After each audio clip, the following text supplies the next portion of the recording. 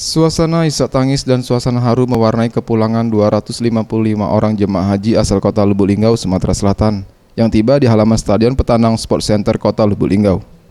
Tampak ratusan warga, baik kerabat maupun keluarga jemaah haji ini, menyambut kedatangan jemaah haji yang ditunggu.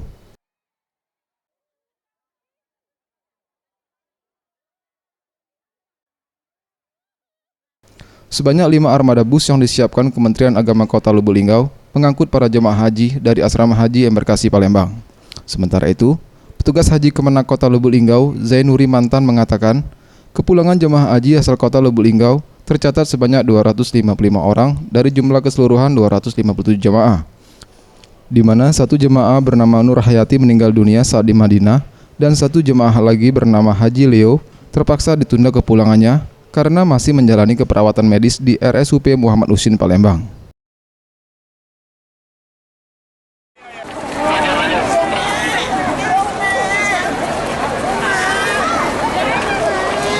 Jumlah jemaah yang berangkat 255 ya. Kota Lubuk Linggau yang pulang karena ada meninggal satu di Madinah ya. Atas nama Ibu Nur Hayati binti Hamid ya.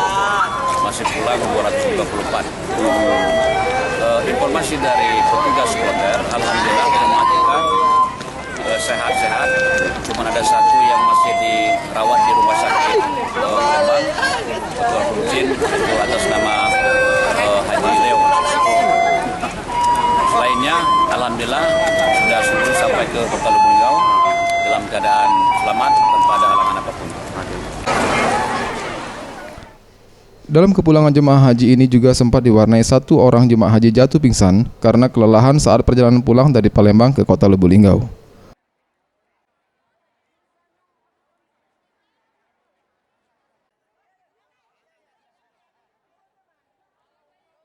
Tim Liputan Sriwijaya TV.